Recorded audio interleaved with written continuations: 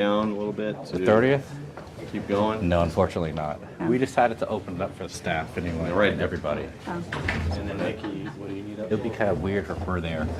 Well, I'm going to be there. You're going to be there? Yeah. Okay. Guess I'll just be weird. It's all right. Yeah, I was just pulling that up. I think you already had this. Okay, we'll go ahead and get started. I call to order the joint meeting of the governing body and the Planning Commission for June 21st, 2022, for the purpose of having a joint public hearing. First, we have approval of the governing body's agenda.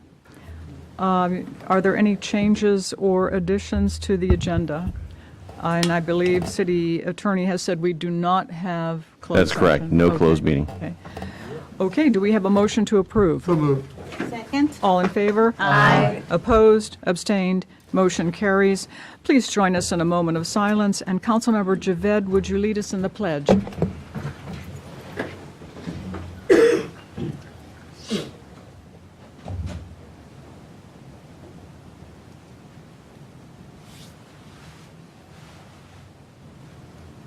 I pledge allegiance to the flag of the United States of America and to the republic for which it stands, one nation, under God, indivisible, with liberty and justice for all. Okay, next we have regular public comment time. Mr. Kendall Gardner is signed up. Mr. Gardner, please come to the podium, say your name, address, and city attorney will be the timer. You have 3 minutes.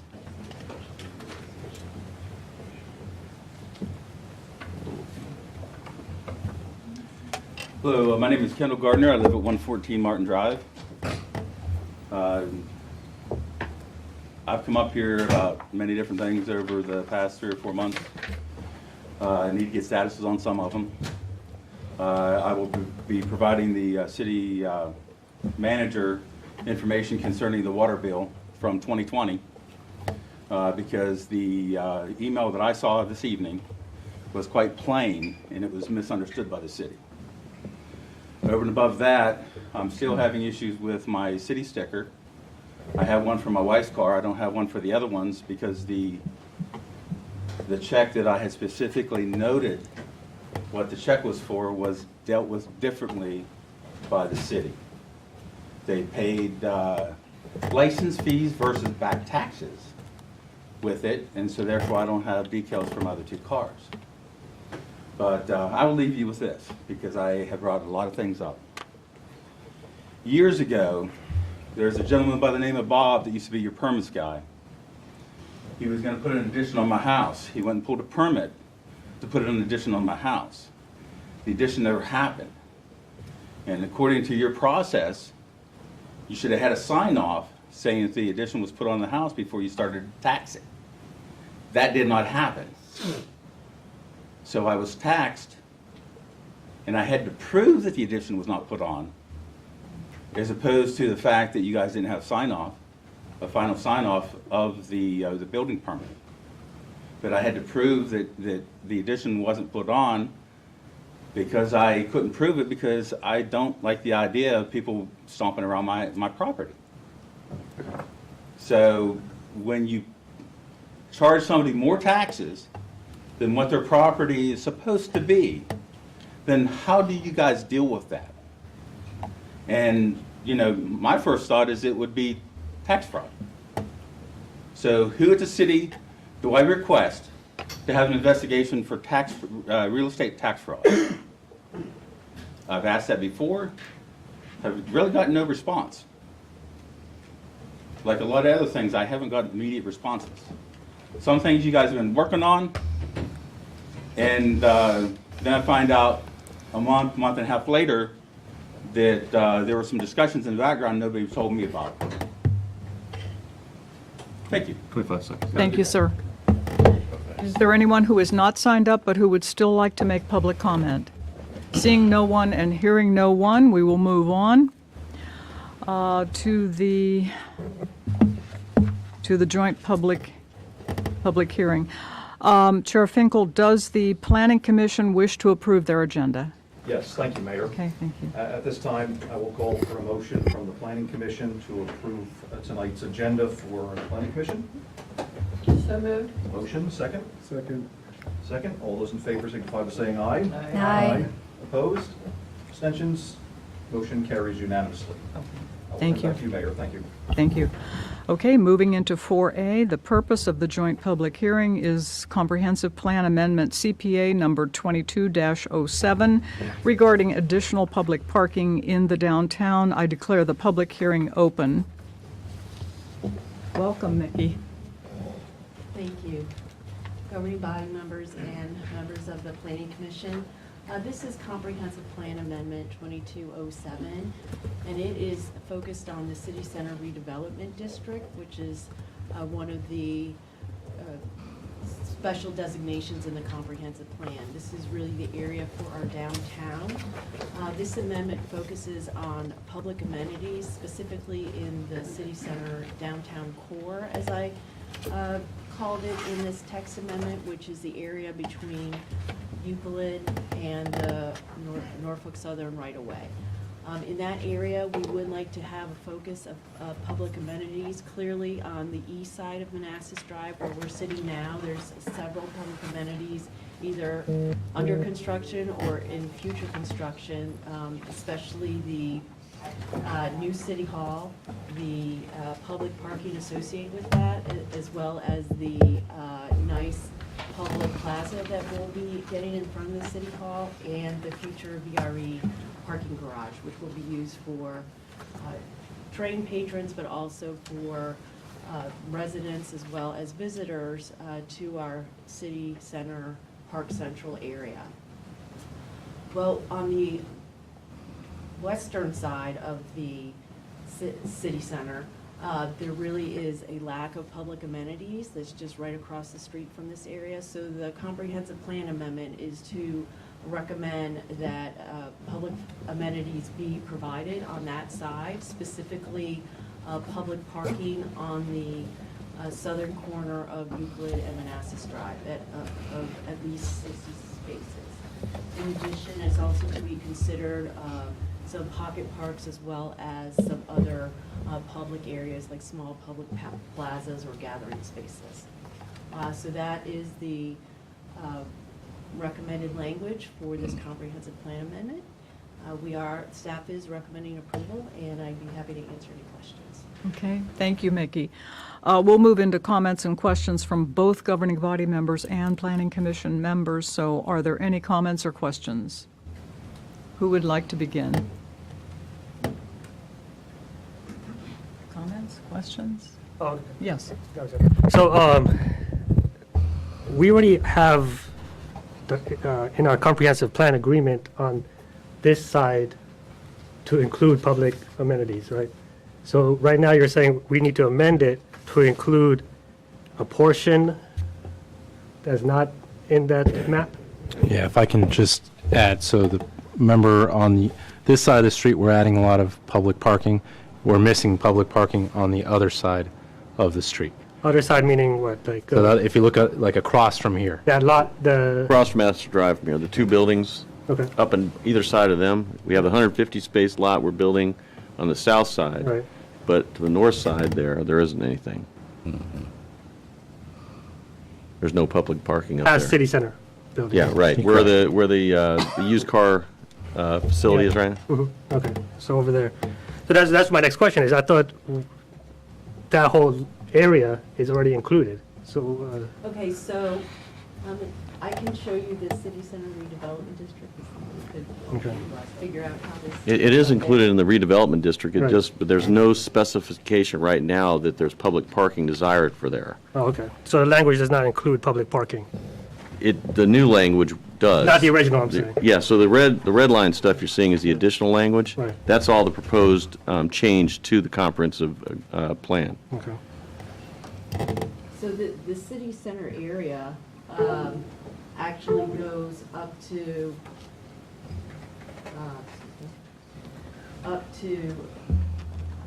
that's,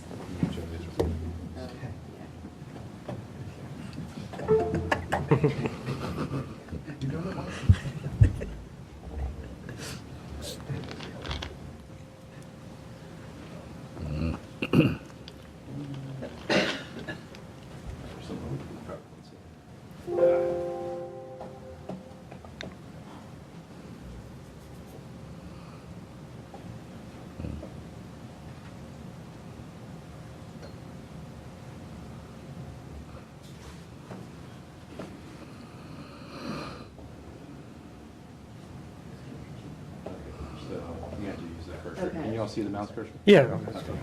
Okay. So this road right here, this is the 7-Eleven off Euclid, Okay. at the corner of Euclid and Manassas Drive. So this is Euclid Avenue. And, you know, here's the W&D, or excuse me, W&D. Southern right away. So we're really focused in this area here. Right. But the city center does extend beneath that to Digital Drive. But we're amending the plan to talk about language of the public amenities that should be in this area between here. And clearly with this city center redevelopment that was rezoned and now site plan and now under construction, there's several public amenities. What we want to do is try to balance that out in this area along the western side of Manassas Drive to try to complement that.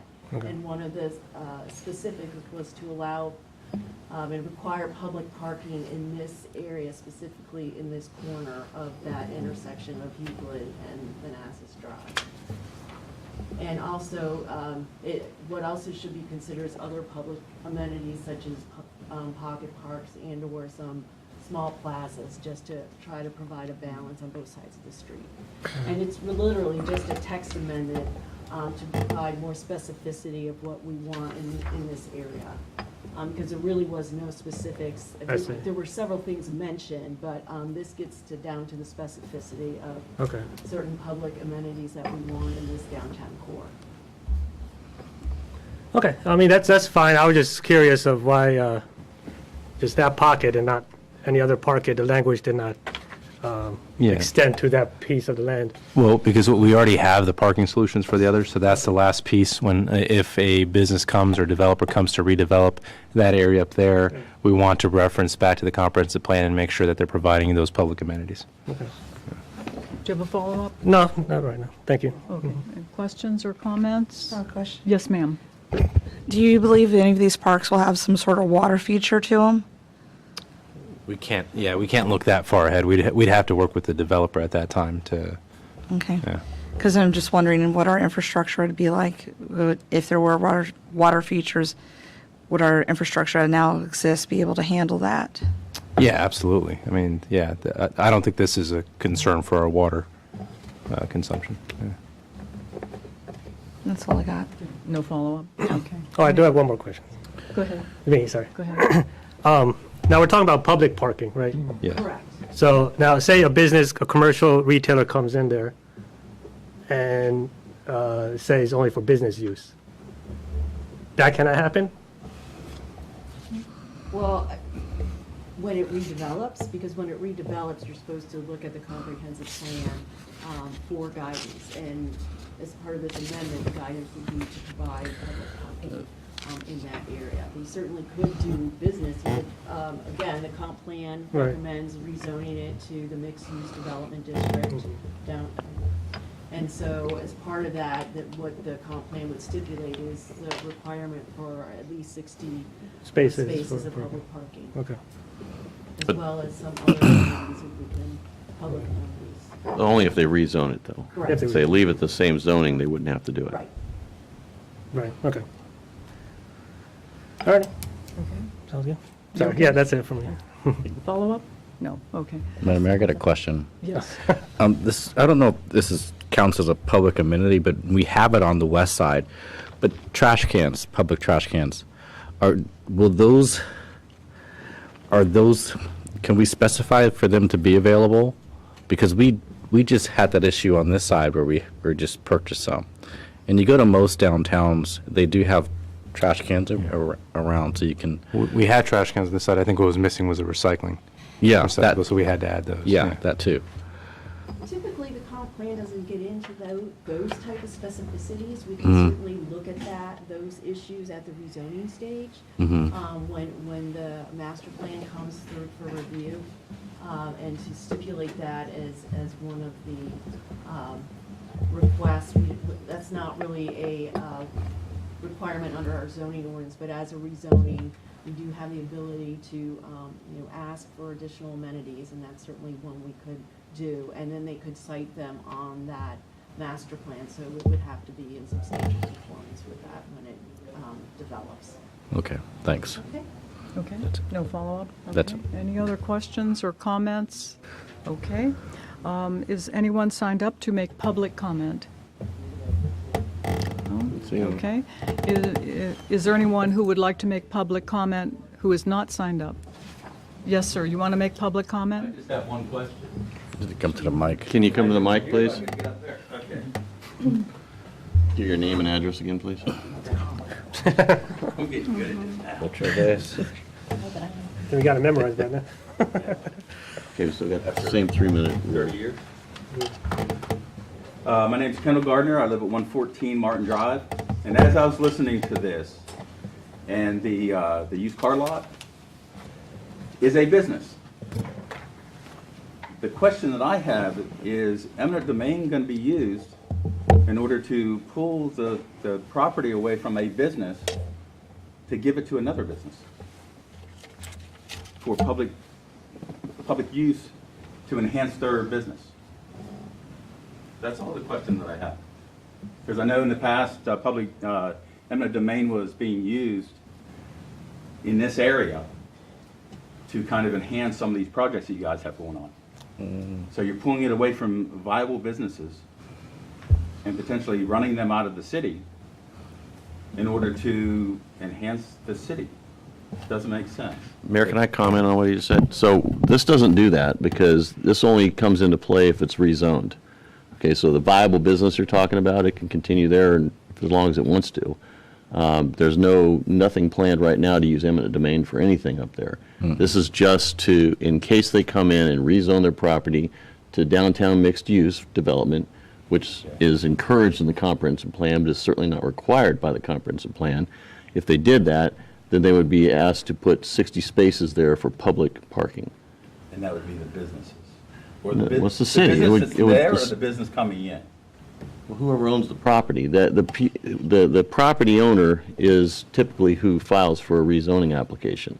And that rezoning application, then the planning and zoning administrator would say, the comprehensive plan requires 60 spaces be dedicated for public parking. And then they would do that at the rezoning portion. So they would show that on the master And that's part of plan. the space, that's part of the property that they would acquire at the time.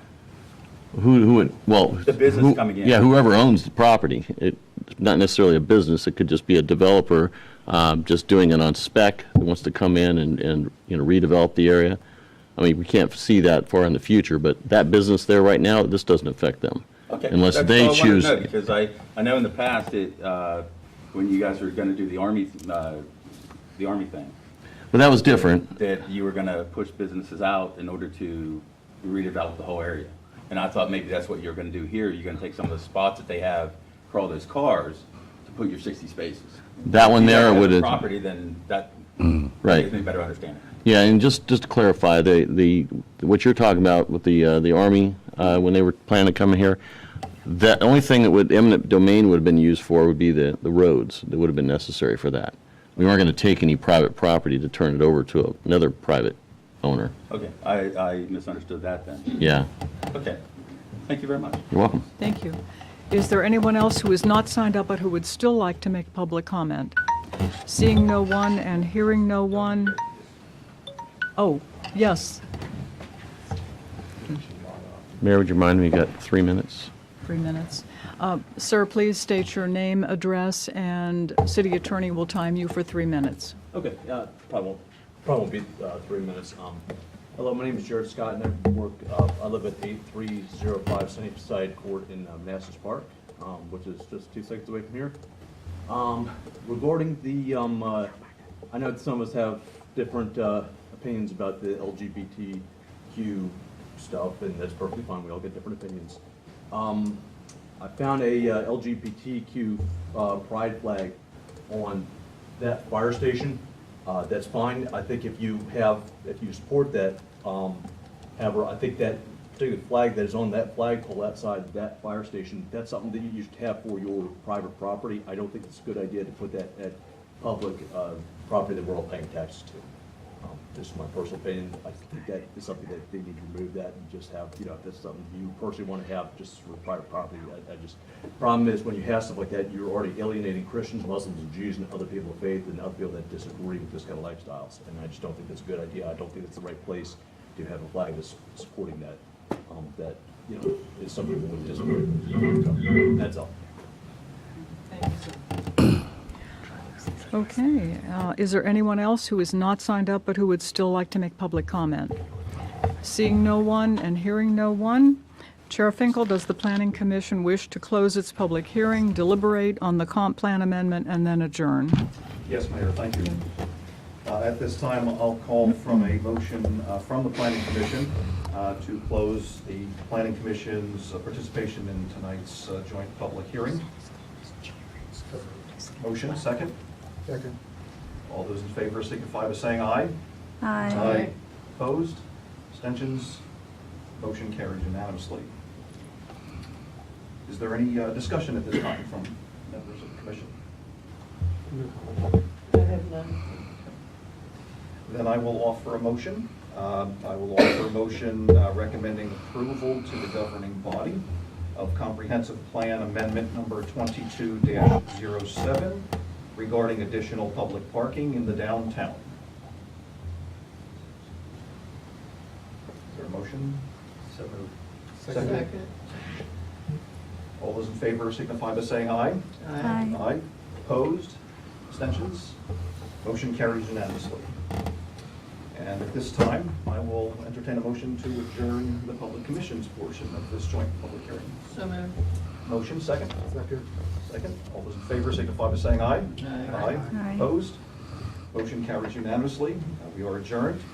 Mayor, we have recommended approval of the Comprehensive Plan Amendment 22-07 regarding the additional public parking in the downtown to the governing body. Okay. Thank you, Chair Finkel, for your recommendation.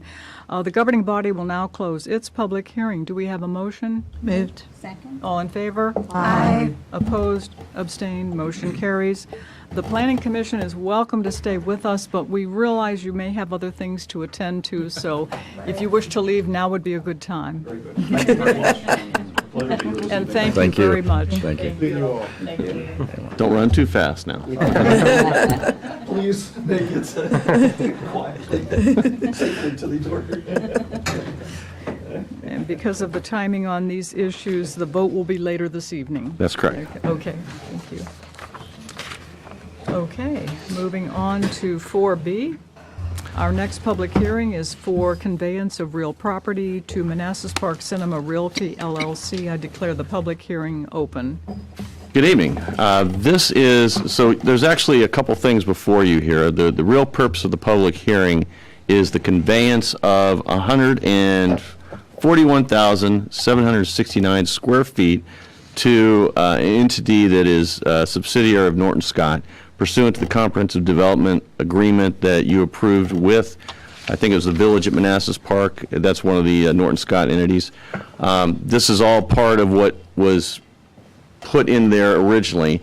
We're moving this forward because, you know, we're about ready to start phase 2. We need to get in there and start doing some stuff. We can't really do it though until the previous public hearing has been voted on, and if it's approved, then this can move forward. The vote isn't going to be until next month, but I did want to point a couple things out that are on here, and actually let me go up to the podium real quick. So this here is called Parcel V2. This is being created as part of this, and this is pursuant to the agreement you have, the purchase and sale agreement you have with the Cinema Cafe folks. This parcel is going to change a little bit because, you know, I noticed some things need to be done to it. So by the time it is ready for a vote, we'll have it finalized. But very quickly here, let's see. Let me see if I can make this a little larger for you. So if you look right here, this little stubby, this is going to extend right to the right of way, and then this entire piece here is going to be incorporated into Parcel B2.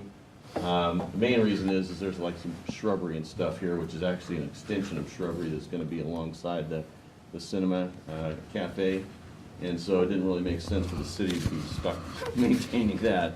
And to make sure that the total area is below or at or below what you previously approved for conveyance to Cinema Cafe, these southern lines are going to be modified slightly just to adjust it. So the overall area then will come in, I think it's like 3 square feet below what you had previously authorized. So I just wanted to point that out. Also, up here, let's see, go up here a little bit more.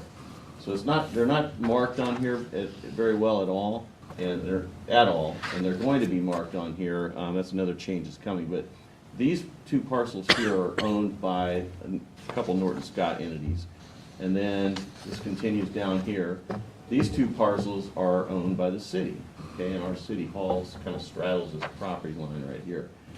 What we're going to do is we're going to do a boundary line adjustment, which is going to consolidate these 2 parcels, and it's actually going to drop the boundary down a little bit here. Actually, it's much further than that. I think it comes down like all the way down here. It's right about, you know, where the entrance is over here into the parking lot. Mm-hmm. It's roughly in that area. It's not quite the same because it dips down a little bit into the existing parking, and that's why we have to wait until after the comprehensive plan amendment has been approved, because that's one of the conditions for us to be able to start this work. So a lot of interconnectivity here. At the end, however, you'll see that you'll end up having a parcel B1, which is going to be the phase 2 development for just downtown, the city center. Well, it's the phase 2 portion of phase 3 of city center. And this will be owned by the Norton Scott entity, and they will slowly develop it and sell off portions just like they have back here for the phase 1A stuff. 2/2s will go over there. There's also a dedication of public right-of-way.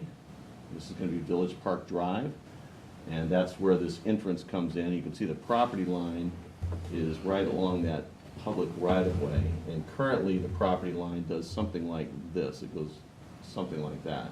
So that's why we had to, we have to get the comprehensive plan amendment approved, because otherwise we wouldn't be able to mess with the parking. And then this is going to be this parcel B3. You can't tell, but there's a 1-foot strip between here and these 2 here. So this is actually part of parcel B3 down here, and it wraps around here as well. So this is all going to be owned by the city, this little strip here, and this will be owned by the city as well until we decide to convey it to Cinema Cafe pursuant to the purchase and sale agreement. And this here would become owned by Norton Scott by the deed. That deed has a conveyance portion in it as well. So there will be no further deed of conveyance for this. It all gets wrapped up into one. Now this little 1-foot wide thing is basically the curb. So there shouldn't be any maintenance responsibilities with the city other than, a curb, which we're going to be doing anyway as part of this public right-of-way. So I think that's about it. The deed, I don't know if, let's see. Go in here. I don't know if you had any questions about the deed, but it's pretty straightforward. The deed and the plat are going to both change a little bit when the revised plat comes in. We'll have to make some modifications to the deed as well. I'll do a red line at the time showing the differences in the deed between this one and the one you'd be voting on, and I'll just point out some of the changes to the plat. Most of them I've already given you.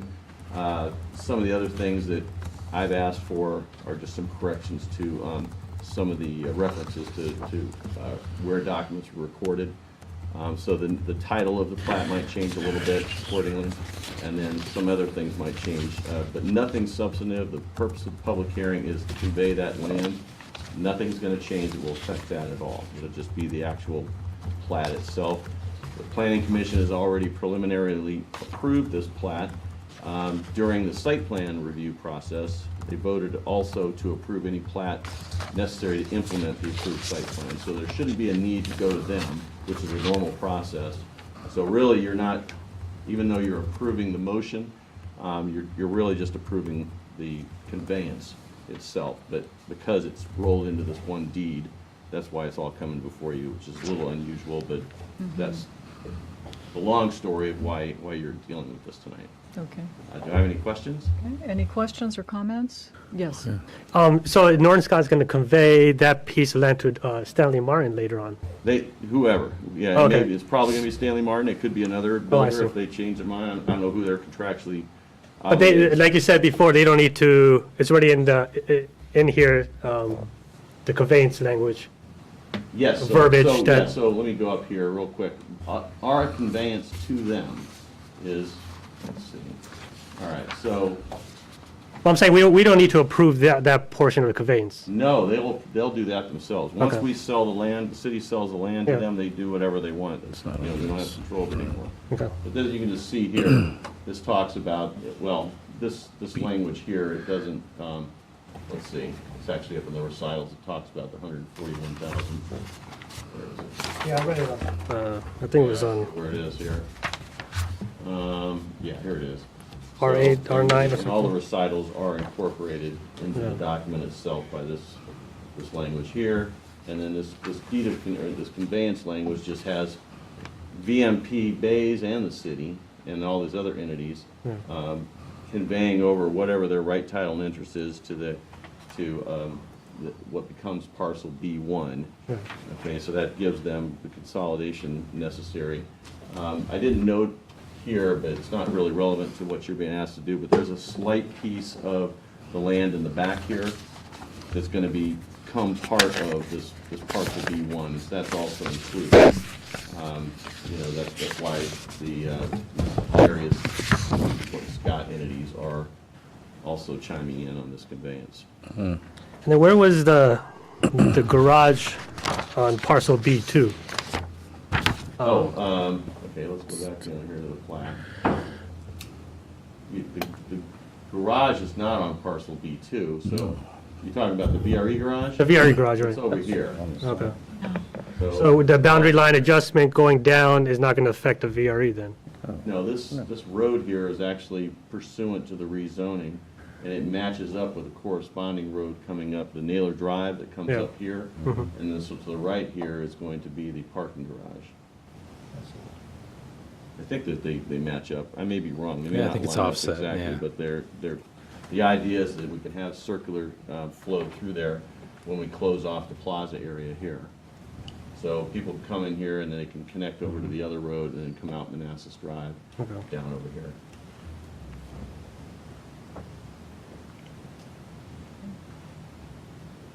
Do you have a follow-up? Oh, no, sorry. Question. Yes, Vice Mayor Banks. Dean, thanks for your presentation. If, in regards to parcel B2, if the purchase and sale occurs with Cinema Cafe, who is the property owner of parcel B2? Is it Norton Scott or Cinema Cafe? Cinema Cafe. Okay. So our purchase and sale agreement is to sell that parcel to, well, it's not Cinema Cafe, whatever, they're the Cinema Real, I forget the exact name of the entity, but it's a Cinema Cafe entity. And pursuant to their agreement, they have to build the movie theater? Right. Okay, and if that agreement doesn't happen, then who owns parcel B2? The city will still own it. And it doesn't become Cinema Cafes until I bring before you a deed. Okay. So even though you've approved the purchase and sale agreement, that doesn't mean they own it. So they only own it if you look in the purchase and sale agreement, there are conditions precedent to closing. Right. So those conditions need to be either met or waived. And once they've been met and or waived, then we'll go set up another public hearing where you guys can vote on whether or not you want to sell it. And then we'd go to closing shortly thereafter. Okay, thanks. You're welcome. Comments or questions? All right. Any follow-up? Councilmember Javed, you look puzzled. Do you have another No, I'm just, question? so we have ownership right now of this parcel? Well, B2 doesn't exist yet, but it is basically a portion of the lot 2 is the front piece of this parcel, of this area where the Yeah. city hall is on. 3-2 is the back piece. Together, they form the city hall property. Right. Okay, and this is getting carved out of the city hall. Well, property. I guess my question is that the ground lease, right? That's null and void? Cuidado. Well, that's, so the ground lease, Yeah. If you remember the First Amendment to the ground lease we had? Yeah. Okay, it had as in there a condition that we have to, before anything can be done, before the ground lease is terminated as to this lot out here, Right. a bunch of things needed to happen. Okay, so Right. 2 of them have already occurred. The last remaining one is to amend the comprehensive plan to require 60 spaces, public spaces, parking right. spaces up there. So, Okay. once that's done, then we have the right to go ahead and sell this. I see. So that needs to be approved, and then we could approve this. Yes. I see. Yeah, and this here is not scheduled for a vote until July. Oh, okay. 19th meeting. Okay. That's why I'm a little confused. I was like, we have to void that contract or get the amendment contract Right. approved first, then we can pursue this. Right. Right, So we've okay. done most of it, it's just this last Piece, okay.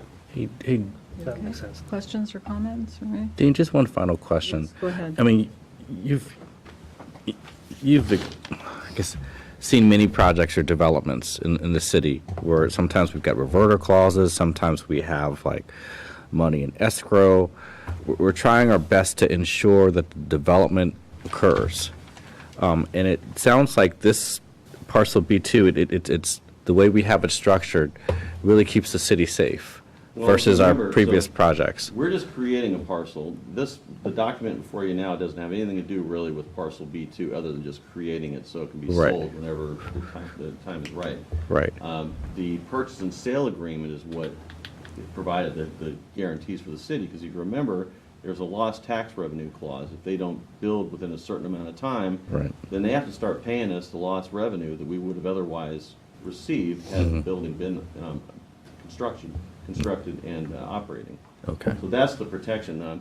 Reverter clauses are kind of messy when it comes to them trying to finance their construction, because a lot of banks don't like them. Because, I mean, why would you loan money secured by this property or this development, and then the city can go ahead and take it over if it doesn't follow through? They don't like that. So, if you remember the problems we had before, where it wasn't a reverter clause, it was a right to repurchase. Right. And that was on the Phase 2 portion of city center development. Remember the back and forth we had with the bank to try to get language in there that was acceptable to both the bank and the city? Yeah, the dollar per square foot or something. Well, it had to do with other provisions other than the right to buy it back. Right. Okay, so we had to kind of go through a lot of contortions, and we learned our lesson. The world was a lot different before 2008. After 2008, it changed dramatically, and so there's a lot of different hesitancy on the part of banks than there was before. Okay, thanks. Okay, okay, okay. I think we're done with questions. Is anyone signed up to make public comment? I don't see anyone signed up, no. Okay. Is there anyone who is not signed up but who would still like to make public comment about the public hearing? Seeing no one and hearing no one, do we have a motion to close? Second. All in favor? Aye. Opposed? Abstained? Motion carries. Thank you, Dean. And as You're welcome. Dean said, we will be voting July 19th. Okay. Moving on to number 6, we have our treasurer, Ms. Patty Trimble, with us this evening to answer questions that we might have. Welcome, Patty. Good evening, Madam Mayor and Council. Who would like to begin? I'll start. We'll start this way and we'll work our way around. And if I could ask you to speak up, I'm having some hearing difficulties. Thank you. Okay. Thank you for coming out this Tuesday. Quick question, given your current staffing rate and the projected growth in the city, how much more does your staff have to grow to adequately serve the increased population? I would say I would like future down the road, one more person. As for us right now, we're okay. We are cross-training our water staff to do taxes and all. I mean, we're working over and everything, but we can make it work. To be honest, the Commissioner Revenues team, I would give a person up for them right now. If they're coming in early, they're working hard. I don't mind working weekends, but she works weekends, we all work weekends. But to get these out, she needs help. Billing, once they're out, we can work nights and weekends. And I've talked to the city manager. I would, if I had a choice, would like to offer my chief deputy a stipend every year because he cannot earn overtime, where if he had to work, we can pay him, and give my staff overtime. Because I have a good group and I can, but with things changing, we have business license collections and all that we have to get in right now. I just can't do that, and so yes, I would like one more person would really help us. Okay. Down the road, that would, Down the road, and Okay. once we move and get everything settled. Okay. okay. Thank you. Thanks for coming. And my question is, I mean, you mentioned working nights and weekends. I mean, that can burn your staff out. And I mean, Right now, my staff, nobody does that but me. or you can burn out yourself. I mean, you've got a family and a life as well. We like to have that work-life balance. So if you had one more person, would that allow you, Would allow us. along with that stipend for your deputy? What's needed in order for you to have that stipend for your deputy? What do we have to do? Approve it.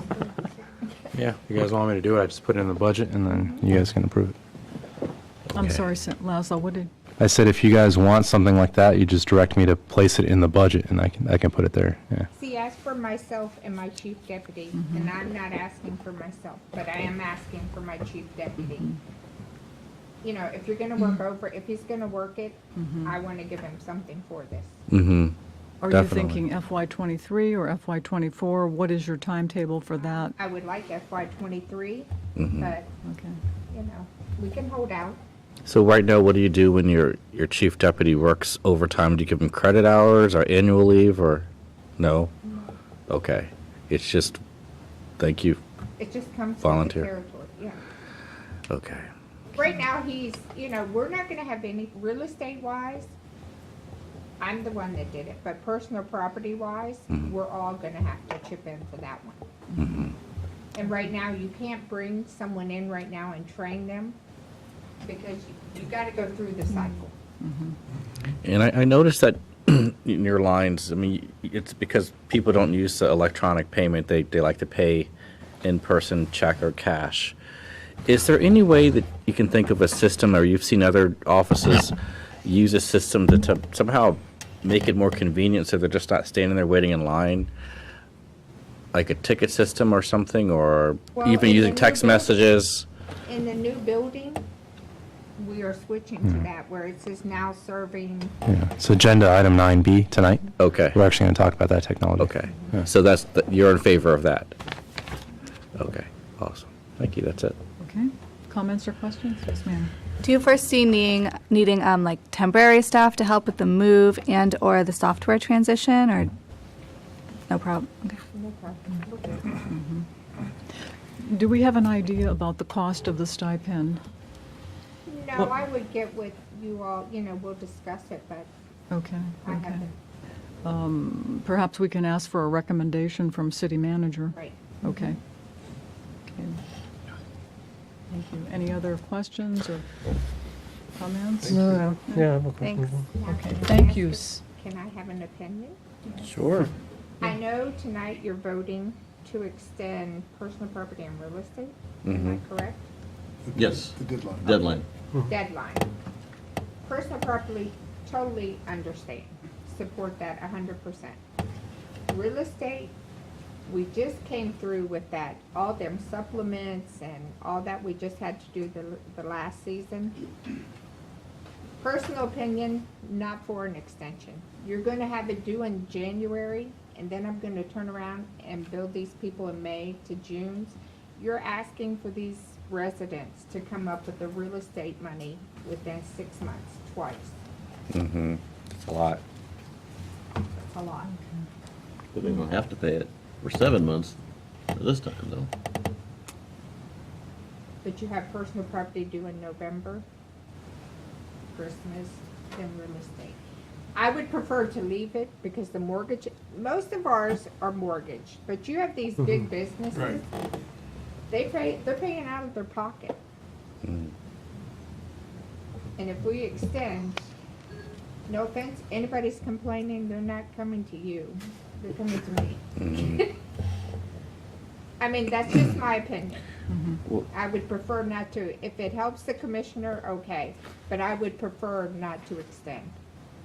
Our reasoning for the extension for real estate was because more time to process the bills. So that's what for the Commissioner of Revenue's office. He's right. We can't do personal property and real estate at the same time. Okay, then. I mean, not that I disagree with you, but that was our reasoning. Not that I disagree with you, because your concern is valid, but that was our reasoning. We understand the pressure. Okay, that's the only thing I have. You're done with me. Thank you. Thank you. Thanks. Thank you very much. Thank you. Okay. Moving on to consent agenda. Consent agenda consists of approval of the minutes of June 7th, 2022, amended years of service ordinance, fourth quarter appropriations adjustment for the FY22 budget amendment number 3 in the amount of $634,474.90, the renaming of Park Center Court to Park Center Plaza, amendment to Chapter 24 Traffic Code of Manassas Park to incorporate provision changes in the Code of Virginia, and one-time extension of due dates for payment of tangible personal property tax and real estate property tax. Do we have a motion? So moved. Second? All in favor? Aye.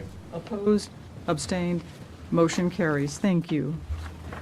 Moving on to unfinished business, we have vacation of portions of utility easements and termination of right to grant future easements, the public hearing having been held on June 14th. Is there a need for staff to reiterate anything for us? Any comments or questions?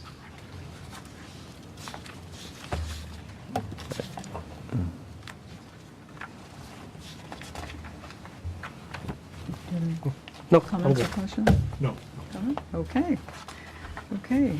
Hearing none, staff recommendation is that the governing body approve and authorize the mayor to sign a deed of vacation to vacate, release, terminate, and extinguish all the city's right, title, and interest, including the right to grant future utility easements in and to those portions of the utility easements located within the dedicated right-of-way of Signal View Drive as presented and subject to final review by city attorney.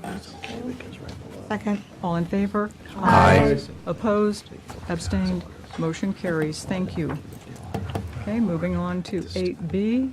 8B is ordinance regulating inoperable vehicles, public hearing having been held on June 14th. Is there a need for staff to reiterate anything regarding this ordinance? Okay. I just want to make sure that the changes I made are the ones you wanted me to make, they're acceptable. Yes. They're shown in red as track changes, okay. Do we make that change for the notice to the occupant of the house? Oh, well, I don't know if I made that change in here. Okay. Sorry, yeah, I didn't have a chance to So, look it over. no, I have to add that. I Okay. don't know if I added that or not. But you can approve it with me doing that. Final And that'll be the final The version. 150 to 200, is that correct? Yeah, okay. Okay. So, okay, I think it looks like we're ready. Staff recommendation is that the governing body approve and adopt an ordinance that consolidates provisions regulating the keeping of inoperable vehicles into City Code 17-53 and deletes City Code 31-57 of the zoning ordinance pursuant to zoning ordinance text amendment ZOTA number 22-06 as presented. And Mayor, I just want, yeah. When does it take effect once we vote? It should take effect immediately upon, let's see, it says here, number 5 on page 58. It says the ordinance become effective upon its adoption, so it would become effective right away. But I just want to point out, I think it was, the property owner is already notified. We're going to notify the tenant and the property owner. Right. Right. So just want to make sure that we clarify the change I'll make. And I think, I didn't hear the verbiage for the final attorney approval. Where's that? Did I miss that? That was not on. Well, it's not usually put on for ordinances, but so I just want to say, including the changes, because you said as presented, so presented is As presented. what I presented to you as you requested to make those additional changes. So I will do that before it goes down to Unicode. Okay, that's fine. We need someone to move this and second it. Moved. Second. Okay. Can I- Are there any further questions? Yeah, just a clarifying point. With this ordinance and the next one, even though you're making it effective now, our ability to execute it, we're still not there because we're going to have to figure out the software system for the ticketing itself. We just want to make sure that that was the direction you want to go to. Then we're going to have to probably meet with Tyler Encode and see if we can't add code enforcement ticketing to our current ticketing software that the police department utilizes, or go some other route. So that from an execution standpoint, we're not there yet. Thank you. And are we going to do that, the whole letting the residents know before we start putting that? We can absolutely do that, absolutely. Mhm. Okay. Any other comments or questions? Okay. All in favor? Aye. Opposed? Abstained? Motion carries. Thank you. Moving on to 8C, Grass and Weeds Ordinance. This public hearing also having been held on June 14th. Any comments or questions for Dean? No? No, apparently none. Okay. Staff recommended motion is that the governing body approve and adopt an ordinance that amends City Code 17-49 as presented. Do we have a motion? Moved. Second. All in favor? Aye. Opposed? Abstained. Motion carries. Thank you. Moving on to 8D. Next, we have a governing body discussion of recommendations from the Community Maintenance Working Group. The purpose this evening is to get input from the governing body members about what you think will be useful to pursue. Staff can then assess these recommendations and provide both feasibility and a possible timeline. But first, Councilmember Hampton will provide a recap of the initiative for the folks at home. So, 2 weeks ago, I gave the final debrief of the recommendations. First, before I begin, I'd like to thank the members of the Community Maintenance Working Group. Now, in addition to my fellow council member, Yessi Amaya, we have 2 residents that stood up and gave an inordinate amount of time to help us build this. A lot of research, a lot of time, a lot of thought about the prioritization, the lift that on the staff, which we try to keep minimal. You also have the option of continuing the Community Maintenance Working Group so they can continue to actually do the rollout of this. So to do a really quick recap, the idea behind the Community Maintenance Working Group was to basically create a program to infuse and to grow the pride of the city throughout the city, as well as to kind of relieve the burden on public works. The idea behind the Community Maintenance Working Group is that we had a 1-year lifespan. At the end of the lifespan, which is September, you all will decide whether we continue, we cease to exist, or we morph into something else. What we're coming to you tonight is to have you decide which of the recommendations you want us to pursue, whether that's one, none, or all. We've broken the recommendations down by short term, which is less a year, 12 months or less.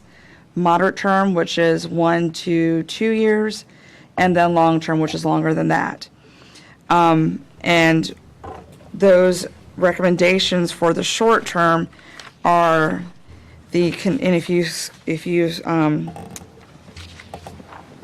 flip over to page 8 in the packet, the short term is a litter collection program, which we already have an ad hoc one to make it more formalized, as well as to create a partnership with Keep Virginia Beautiful and possibly pursue some grants, as well as some actual hardware to keep to do the litter collection.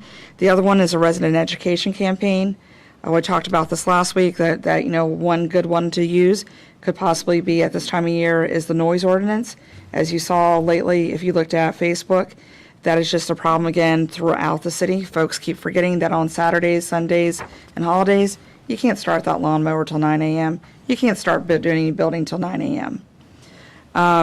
As well as music. That was the other large complaint, and I'm sure the police can attest to the calls that they get. I know my brother used to bend my ear about that.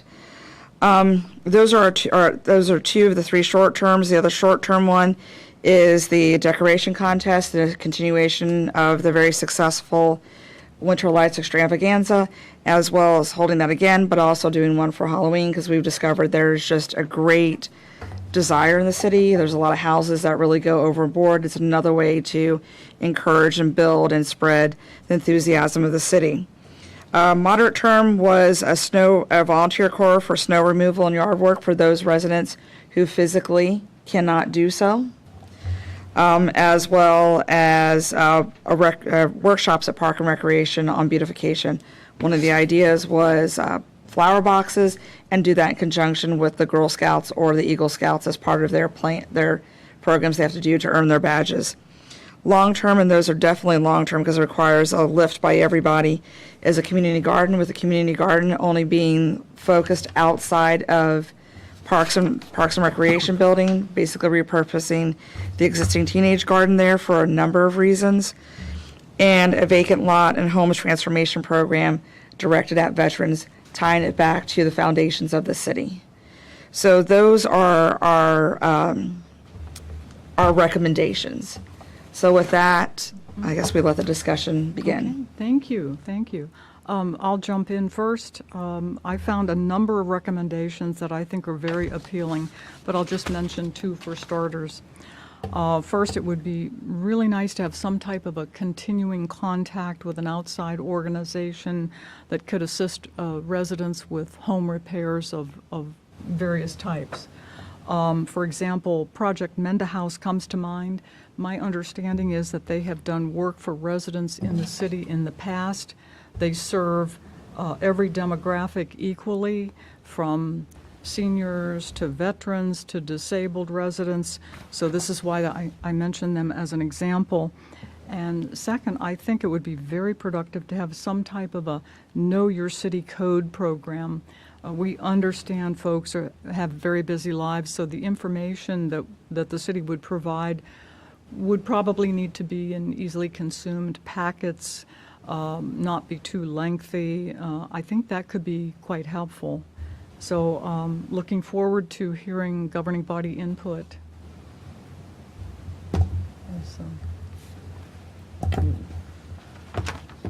Okay, I guess so. Yes, go ahead. What was the last item you mentioned on your list? City code. Yeah, city code, yes. So I agree with that part, the education. It could be as simple as a flyer or postcard. Bulk trash pickup, call this number. Don't leave this here out, trash company won't pick this up. Something like that, and mail it out to the house directly. I think that'll be something, quick bullet points, so people could easily retain it. I like the adopt a street recommendation, and I think that that gives either whoever is the signee or signer, whoever signs up for it, an obligation to actually clean it up twice a year. Mm-hmm. And they could use employees if it's a business or other residents, and they actually can, instead of the working group pushing out advertising, they do it themselves, and get the community involved. So I like to see that recommendation, the adopt a street. Okay, thank you. First of all, thank you to the committee for the work that they've put in, and particularly the community members who have participated in the process. Excellent set of recommendations that are here before us.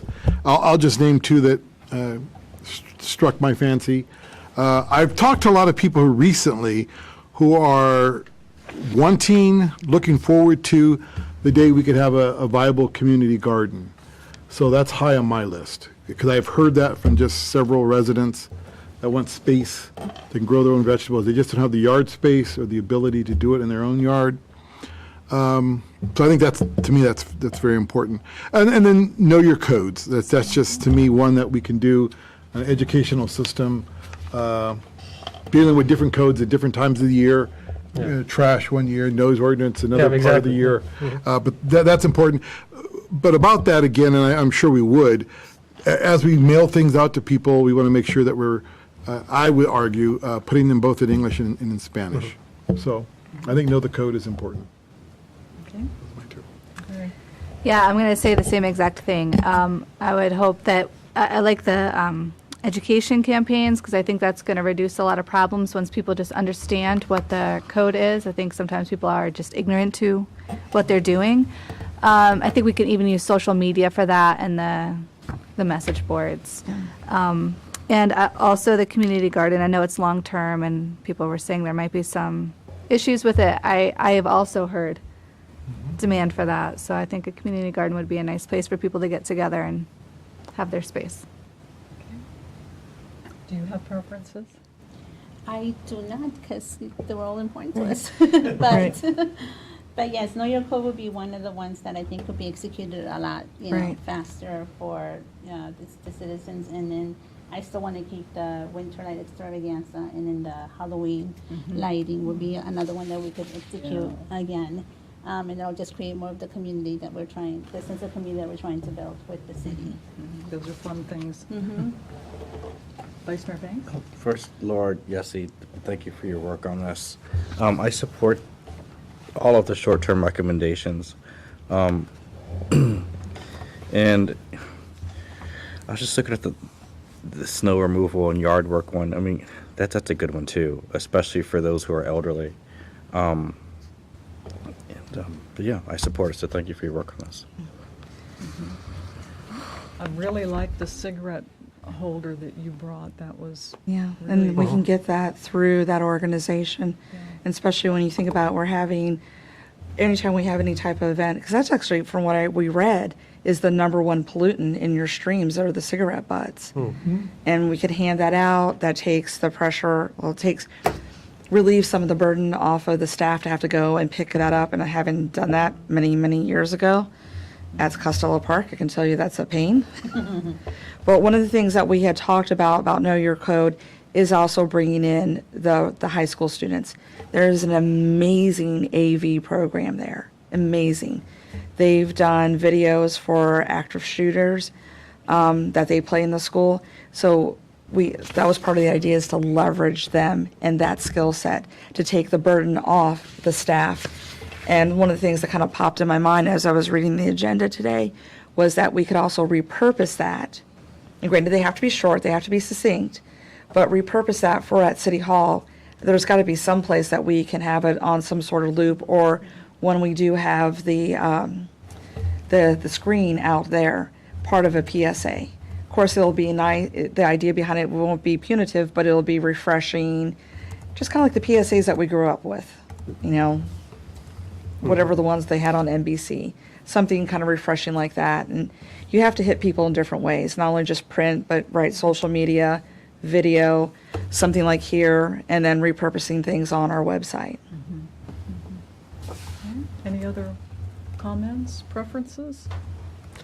No, I mean, I think we should have made two categories, a short-term and long-term, and had the recommendations from each. We do. We're here, short. Well, yeah, I know, that's all from each person, because I know you guys wanted something long-term, but what would your short-term recommendation Well, be? the short, I did, it was the. We're doing the short term. Oh, sorry, I Yeah. missed that. yeah. I'd like to adopt the street program. I've done that in you're right, cigarette butts is the number one thing that's on the streets.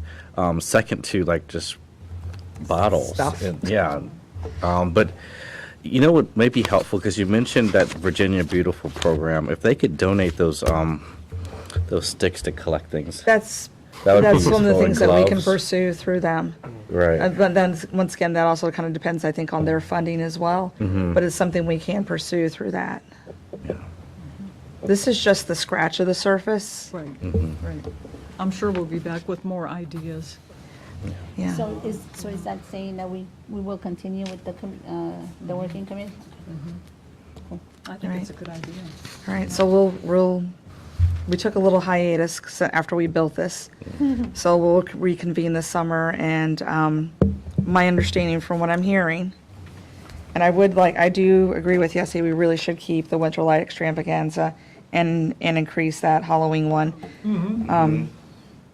But what I'm hearing is definitely the education. And the city would do the mailers? Well, we'll Come up with ideas. yeah. Once again, the idea behind it is to take some of the, as much of the burden we can upon Laszlo and his staff. Yeah. Those guys have got enough to deal with. In addition, if the more we get the residents involved, the more pride it is, the more ownership. So, Well, if we did mailers, the money would have to come from somewhere, right? yeah, budget. Yeah. So that's Or a bake sale. Bakes. And we just put it on a website at Yeah. first, Yeah. so they, Yeah. English and Social Spanish, so media. they know. Yeah. Social media, our own personal contacts. Right. Yeah. Try to keep it as low cost as possible. And there's even a software program, I haven't used it yet, where you can take PowerPoints and they'll create little, like little type of cartoons out of it, or videos. I've seen that a lot with the different trainings that I've had to take. Don't know how to use it yet. I have it. We'll see how it works. But we're definitely here in the education, the things that we can do with the Keep Virginia, Keep America Beautiful. I would say then after that, community gardens. Did I get that right? Yes. And then, of course, the winter lights and the Halloween. And with the snow removal, I have in contact with the Leo Club. I'm going to see if I can get them to come up with the program with us, so we'll bring back more information. Thanks. Okay. Thank you all very much. Thank you. Thank you. Please extend our thanks to everyone on the working group. We will. Much appreciated. Yeah. And I also like to thank Laszlo and his staff because they did come on many a Thursday night and spend with us, and Dean too at the very beginning. So a lot of this, it was just a all hands effort. Thank you. Okay, moving on to new business. 9A is Comprehensive Plan Amendment 22-07, public hearing having been held earlier this evening. Are there any comments or questions for staff? Okay. Staff recommendation is that the governing body approve Comprehensive Plan Amendment CPA number 22-07, public amenities in the City Center Redevelopment District as presented. Moved. Second. Second. All in favor? Aye. Opposed? Abstained? Motion carries. Thank you. 9B, ACF Technologies Queuing Solution. Welcome, Dawn. Hey, how y'all doing tonight? Good evening, Mayor, everybody. Preston, I like the way you think when you ask Patty about software. That's exactly what we're looking for.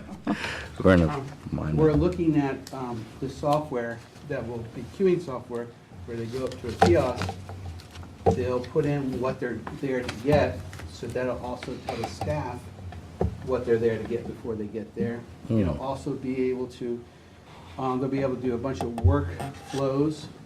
So we'll be working with that company and with Patty and with Debbie on setting that up, on the workflows on it. It'll also be able to, if the lines are really long, we're getting the package where they can text them. So if it's a really long line, they can go visit our new library or the coffee shop, get the text and come back up and get back in line and go through. I think it's going to help us ease some of the tension when the line's really built up. They also are DMV, that's one of their main things that they do. We've seen how that's changed a lot with the new systems that they've got. And that's what we're here tonight to present to you all. Okay. Thank you, Dawn. This is a wonderful idea. Just curious, is the kiosk insured? And I asked that because it looks like the potential to be knocked over. It'll be mounted. I beg your pardon? It'll be mounted. Mounted, okay. So like against the wall? No, it'll be in the middle there, but we'll mount it on the floor, so it'll either be. Oh, so screwed it'll be into the like floor. bolted down? Yeah, so, yeah, it can't be knocked over. Okay. Or, yeah. Okay, It'll be thank done you. with that. Comments or questions? Yes, ma'am. Question, are there any substitutions for someone that doesn't have a phone? Because we do have some elderly residents that, No, I don't know. Well, we can get it on like a remote screen, right? So in the library, if we have a screen up, can't we project have to what put numbers? another screen up Yeah, there. so one thing we're evaluating is putting screens up in other parts of City Hall. So it could say now serving X. So if you want to hang out at the library, you can keep tracking where it is. Now, for drawings, they'd have to agree to work with us on that one, but Right. at, different places where it makes sense, we could put screens up so people can track that. Okay, thank you. Question. Don, ACF Technologies, have they dealt with local governments before in Treasurer's Office, or are we the pioneer client? I'm not sure, I didn't ask them that particularly, Mhm. because it is a queuing software. I just know that one of their main things I was told to look for is something like what the DMV does. I Mhm. believe they have done others, Mhm. government facilities. That- I don't know if they've done exactly the treasurer and then, but from everything they've told me they can do, it's everything that we want it to do. Okay, that's useful to know because we've kind of learned our lesson already in terms of being the canary or the trial. Not a canary. Well, they've worked with other. I saw that. Yeah, they've worked with other jurisdictions. You can see, major cities. Dealing with the Treasurer's Office in particular. Well, again, it's not always, if we're the first to do this, it doesn't mean that's a bad thing. What's a bad thing is to take something complex, like, so if it was already existing, right, and there was companies that were doing this already for existing treasurers, and we decided to go with a company that never did it, that's where the problem is. That's what happened with Keystone. If we're the first to do this, we're moving ahead of the game, right? We're pioneering something that should be done for others. Right. And this is a company that specializes in working with us to get this done. So it's not always kind of the similar comparisons that we had with the Keystone software, where there were other businesses that were already proven that we decided not to go with. Yeah, you see I'm a little gun shy. Thanks, Laszlo. Yeah. A little burnt from our lesson. Right, that we learned. and with them talking to them about it, it's pretty much just services, right? That's the same thing we do with the DMV when we go there, right? Okay. It's just a different name, but it's a service that you're getting. And with going to DMV, sometimes you've got to get in line again or backtrack in line. When you get this done, you got to go back in and it replaces you back in line, bumps you up. So there's really, the names are different, but it's just literally just services telling, I want this service, they put it in there, and then we tell the workflow. And talking with Patty and Debbie, we'll sit down with them and iron all that out at the beginning of that. Yeah, so the goal is the resident can come in, say they need to register their vehicle and pay their personal property taxes.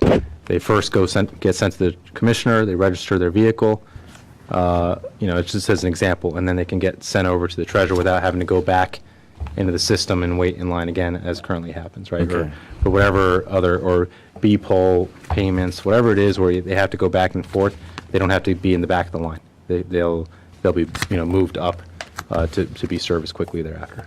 And my final question is in terms of data that we collect with, such as the queries you mentioned, that our customers can enter in at the Treasurer's Office.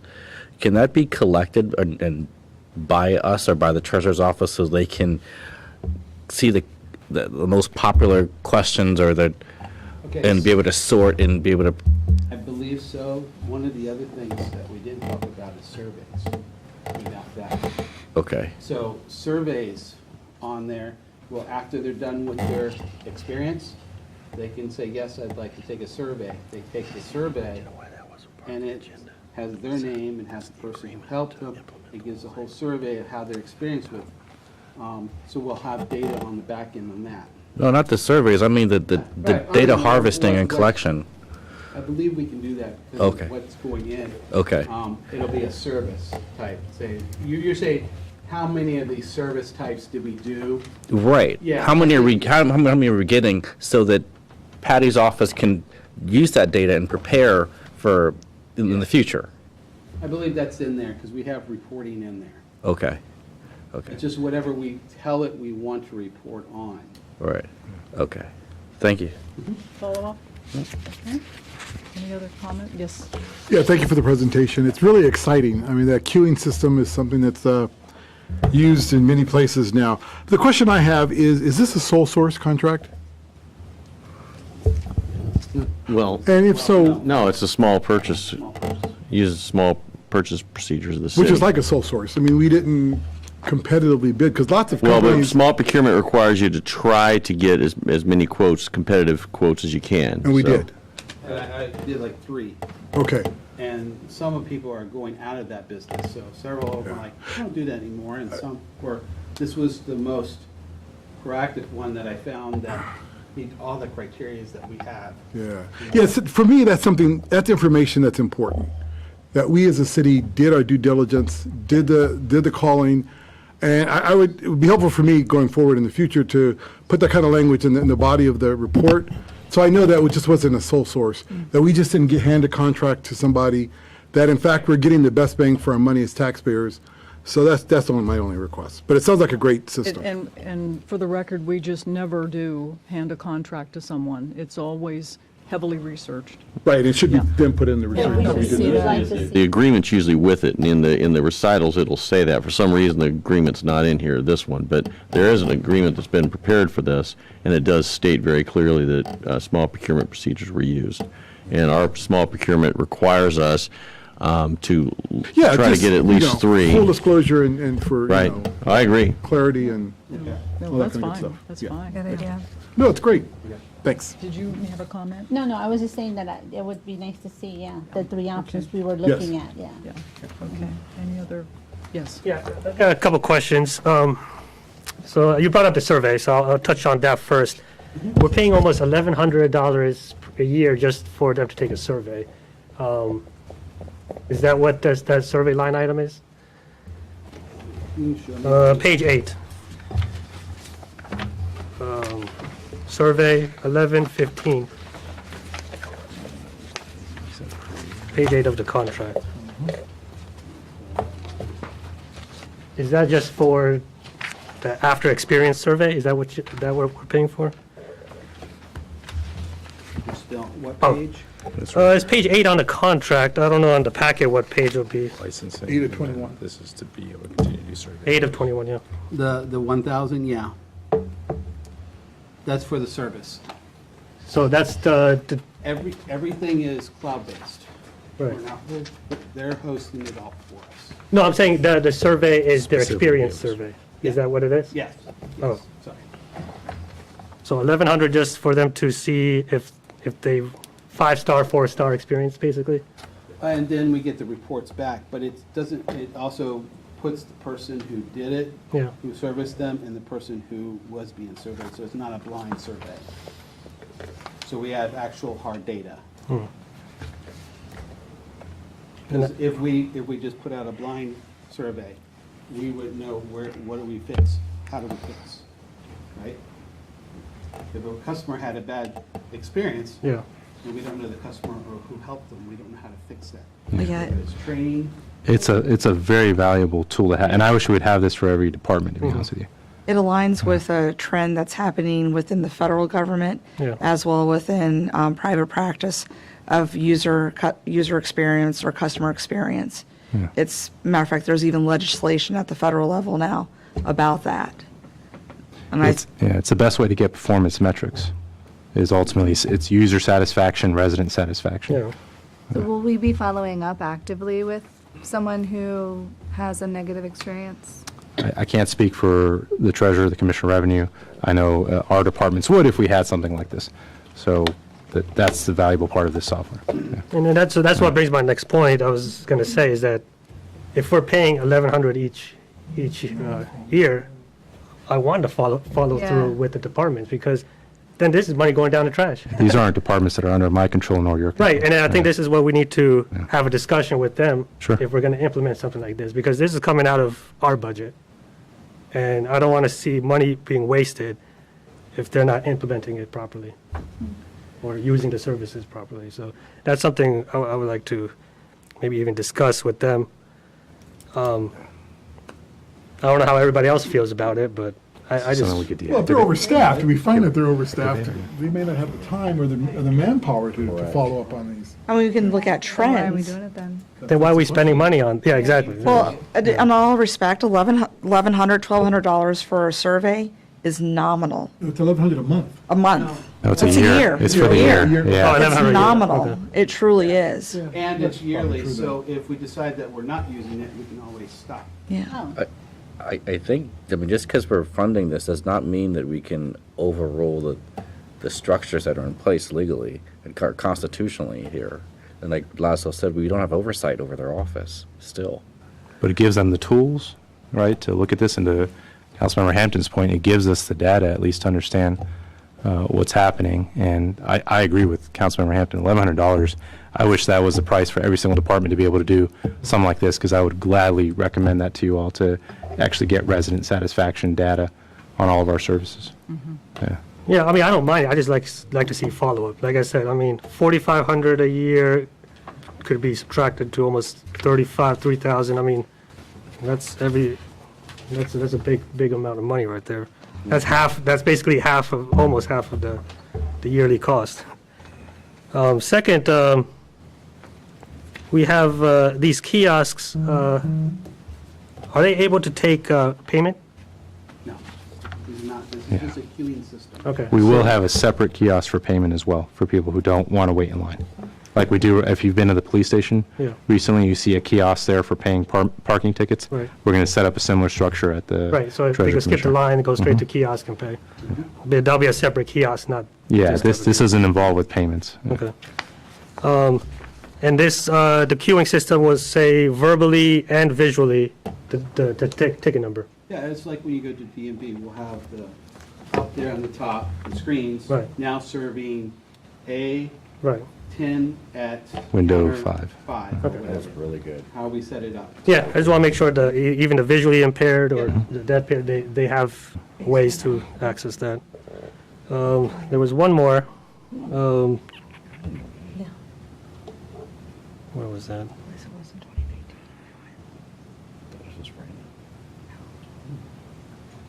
Oh, the SMS text and the SMS text plan, is that being double billed? What is these 2750 and then a separate 1320? I would assume they will be the same plan. Come out for the upfront? Yeah, the upfront cost. Is So the plan is for the actual, because they don't do the plan, that's like a phone bill that you Okay. get. So their service to do it, and then is the implementation, and to send it out. So you're sending it out over a text, which is a bill, their separate service. So you get, One is the capability, and then one is the service that they end up having to pay for. Pay for, okay. Yeah. Okay, and then,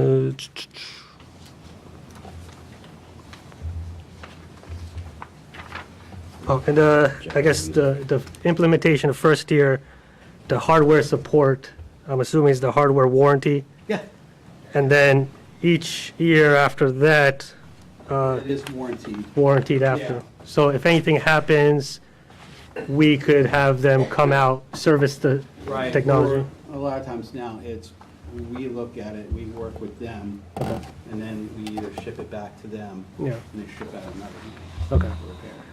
So under the warranty, there's no out-of-pocket cost for the city if there's any damage? But Because we're already paying $2,000 basically. there, well, as long as it's not physical damage, Right. it's done to the machine. Okay. By like a customer? Yeah. Okay. Customer gets really mad, so you beat on the machine. So that's not covered? I don't think that's. But we will have cameras now Yeah. at City Hall, so if we see someone doing that, then we have evidence. Okay. Yeah. But the service, I guess the physical and the software is both covered in the warranty? Okay. All right, I just wanted a clarification on some of these. Yeah. Okay, Yeah. any other comments or questions? Anyone? Okay.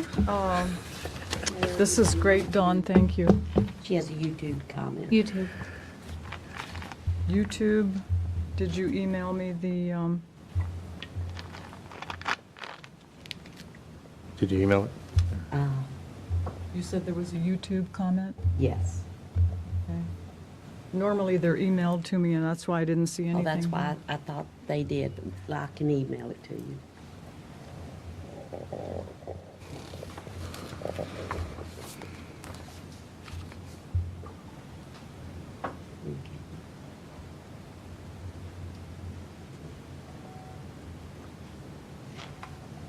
Yeah, Lana just emailed it I to you. just said. Yeah. Do you want to?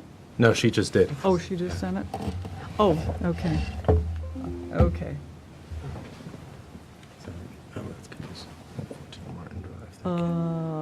the YouTube comment from Ms. Dernblatt. We'd use electronic payment if the city did not tack on a 3% surcharge. That is the public comment from YouTube. Thank you. Okay, is there any other comments? Okay. Just one more comment. Mike Smith says it's really nice hearing the update from the community maintenance group. Great ideas. Thank you, Mr. Smith. Okay. Okay. We'll move on. Staff recommendation. Sorry, Madam Mayor.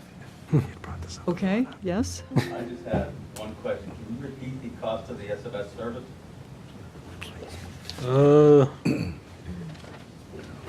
SMS service, there's two, so 2,750, and then 1,320. Because there's a capability, if you send an email out, you can send it out to a phone number that goes through the internet out to their phone, send a text message.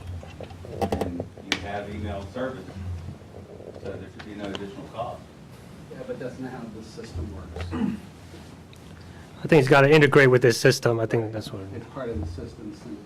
It's like they do at the, when you go out to dinner. You have to have it text because the email won't. That's the way they do it. Inclusive. Okay, we're going to move on now.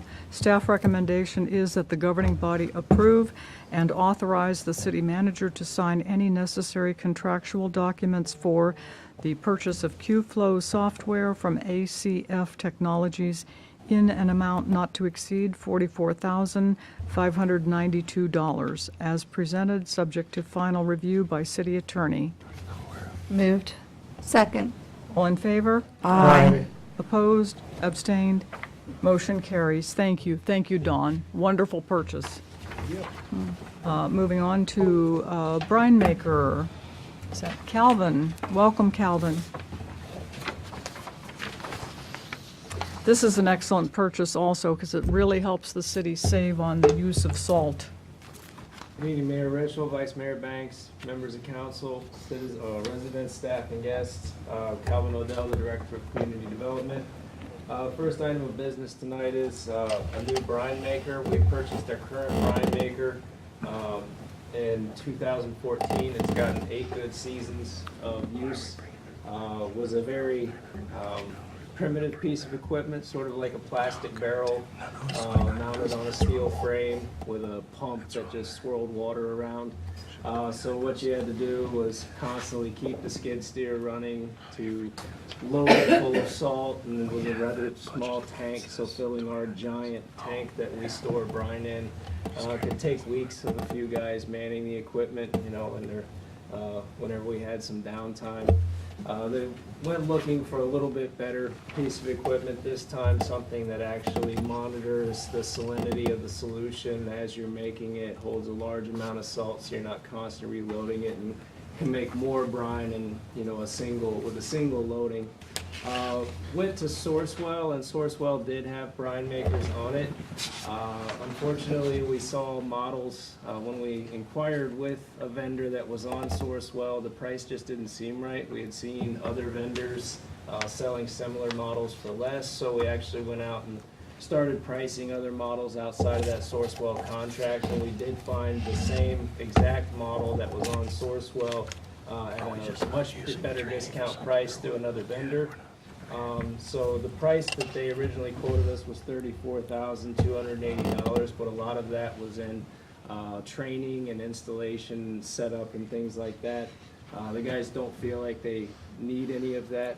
We have been making brine for a long time. These machines are pretty intuitive. So that brings the price, you take those extras out, down to $29,280. Now in the A2, we had only put $11,992 as earmarked for the brine maker. So we didn't have enough money to buy this piece of equipment that we wanted for almost $30,000, but we did bring in $22,000 in auction funds this year from surplus equipment. So staff's recommendation is actually that we supplement that $11,992 92 or 992 with $17,288 from the auction surplus funds to get this high quality piece of equipment, thereby reducing our man hours that we invest in making brine. Of course, it is a price tag for a nice piece of equipment, but the carrying costs on an idle piece of equipment are far less than the carrying costs on an idle employee. So feel like it's a good investment. We got good use, good years out of the last one. We should get similar out of this piece of equipment. Okay. Questions? Thank you, Calvin. It seems like yesterday when we bought the 2014 Brine Maker. Any comments or questions? Okay, that's great. We can use less salt. Thank you. Okay, staff recommendation is that the governing body approve and authorize the city manager to sign any contractual documents for the purchase of the Camion EnduraPlus Brine Master IMSB 3000 Brine Maker for an amount not to exceed $29,280 using residual funds from GL number 302-9410-8217-00-00-00, and from the auction of surplus equipment to supplement the approved budget of $11,992 as presented and subject to final review by city attorney. Moved. Second. All in favor? Aye. Opposed? Abstained? Motion carries. Thank you. Purchase of mini excavator, and that would still be Calvin. I'm ashamed of myself. I neither try to pronounce that name or quote all those GL numbers. I stuck you with that. The next item up is a mini excavator. This one actually did fall within our PW equipment purchase lines that we had put in the A2. We went to Sourcewell again, and Sourcewell did have a contract available for a John Deere Mini X, exactly the size we were looking for, and when we tried to go out and find cheaper models, they do not exist. These things are going up by about $10,000 a quarter right now. So James River happened to be the Sourcewell contract, the local vendor for the Sourcewell contract.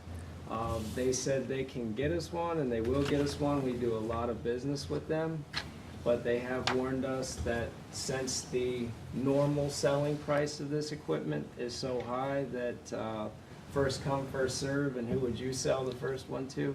The guy that's paying the most money, not the Sourcewell contract. So we've been kind of warned that if we put this purchase off, that we will actually wind up either sitting around waiting for a piece of equipment for a while, or perhaps they won't honor this Sourcewell contract because it's just out of the realm of possibility.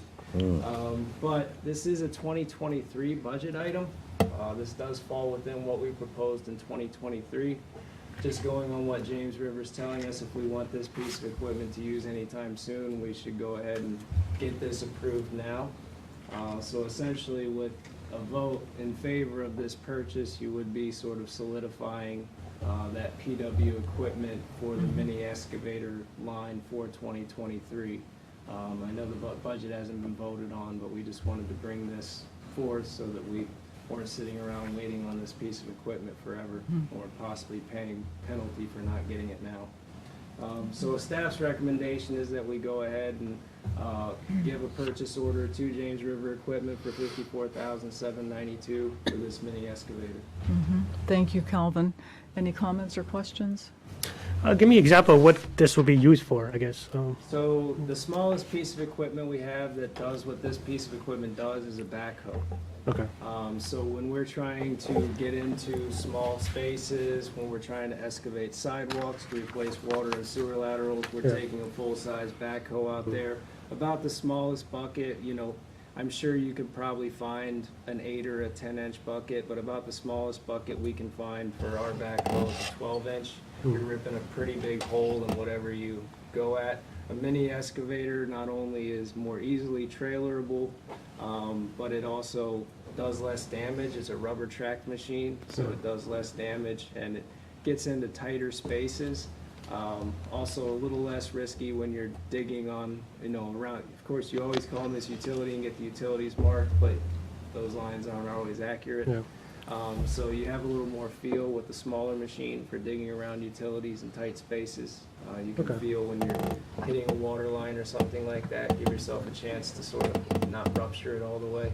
Okay. But it's just a smaller piece of equipment, doesn't require us to drive a big backhoe out to do things. And also, if a sewer crew is replacing a portion of a sewer lateral at one residence and we're fixing a water break somewhere else, we have two pieces of equipment, we're not running out renting another backhoe.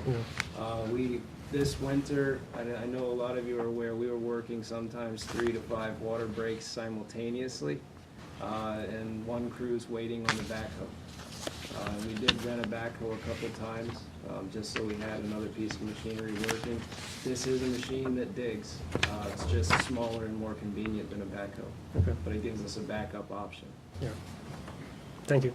Okay. Follow-up? Comments or questions? Comments or questions? Okay. Staff recommendation is that the governing body approve and authorize the city manager to sign any contractual documents for the purchase of a JD 35G compact excavator from James River Equipment for a price not to exceed $54,792 at the beginning of fiscal year 2023 as presented, subject to final city attorney review. Second. All in favor? Aye. Opposed? Abstained? Motion carries. Thank you, Calvin. Okay. Next, we have public safety stipend. Good evening, Chief. Good evening, Mayor, Vice Mayor, and governing body.